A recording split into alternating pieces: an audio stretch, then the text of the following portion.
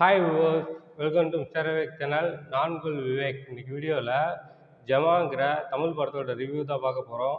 அதுக்கு முன்னாடி இந்த சேனல் சப்ஸ்கிரைப் பண்ணலையா? கீழே உள்ள இடத்துல சப்ஸ்கிரைப் பட்டனை கிளிக் பண்ணுங்கள். கூடவே பெல் பட்டனையும் கிளிக் பண்ணுங்கள். அப்போ தான் நான் போடுற வீடியோ ஒன்று நோட்டிஃபிகேஷனாக வரும். அப்போ தான் இந்த வீடியோ மிஸ் பண்ணால் பார்க்கலாம். நீங்கள் நம்ம சேனலில் வீடியோ பார்க்குற முக்கால்வாசி பேர் சப்ஸ்கிரைப் பண்ணாமலே பார்த்துட்ருக்கீங்க. தயவுசெய்து சப்ஸ்கிரைப் பண்ணிவிட்டு வீடியோ பாருங்கள். இப்போ வாங்க ரிவ்யூக்குள்ளே போகலாம். ஜமா இந்த படத்தை பாரி இளவழகன் இயக்கியிருக்காரு. இந்த படம் ஒரு ட்ராமா ஜானரில் எடுக்கப்பட்ட படம். இந்த படத்தில் பாரி இளவழகன், அம்மு அபிராமி, சேட்டன் இன்னும் படம் நடிச்சிருக்காங்க. இந்த படம் அமேசான் ப்ரைமில் அவைலபிளாக இருக்குது. செக் பண்ணி பாருங்கள். இப்போ வாங்க இந்த படத்தோட கதை என்னன்னு பார்ப்போம். இந்த படத்தோட கதையை பார்த்தோம்னாக்கா, படத்தில் ஹீரோவோட அப்பாவும் சேட்டனும் சேர்ந்து ஜமா ஒன்று ஆரம்பிக்கிறாங்க. ஜமானா ஒன்றும் இல்லை, ஒரு நாடக குரூப். அதுதான் ஜமான்னு சொல்கிறாங்க. சேட்டன் சண்டை போட்டு ஜமாவை பிரித்து அவர் கண்ட்ரோலில் வந்து வாங்கிடுறாரு. அவமானம் தாங்க முடியாத ஹீரோவோட அப்பா இறந்து போயிடுறாரு.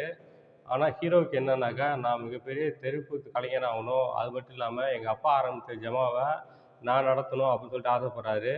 கடைசியாக பெரிய நாடக கலைஞராக மாறினாரா இல்லையா, ஜமாவை கண்ட்ரோல் எடுத்துக்கிட்டாரா இல்லையா, இதுக்கப்புறம் அந்த சுவாரஸ்யமான விஷயங்கள் தான் படத்தோட மொத்த கதையே.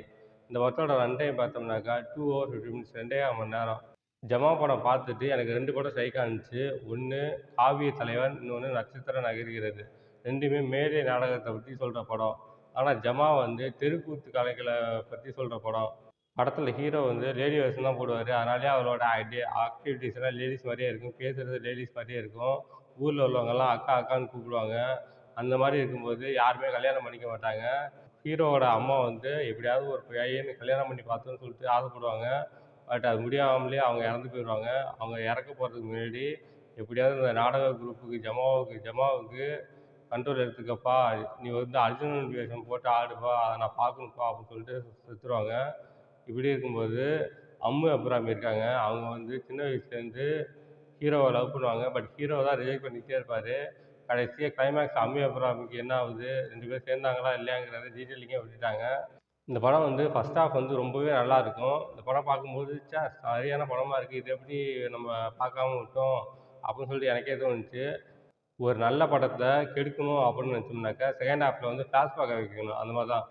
ஃபர்ஸ்ட் ஹாஃப் ஃபுல்லாக சூப்பராக போயிட்டுருக்கும் படம். செகண்ட் ஹாஃபில் ஃப்ளாஷ்பேக்கை வைக்கிறேன். அவங்க ஹீரோவோட அப்பாவும் சேட்டனுக்கு என்ன ஆச்சு, எப்படி ஜமா தொடங்குனாங்க, எப்படி சண்டை நடந்துச்சு, எப்படி அவர் இறந்தாரு, இந்த டீட்டெயிலையும் காட்டியிருப்பார். நல்லா ஃபாஸ்ட்டாக போயிட்டு இருந்த படம் டக்குன்னு ஸ்லோவாகி மொக்கையாகிடும், போர் அடிக்க ஆரம்பிச்சிடும் பார்க்குறதுக்கு.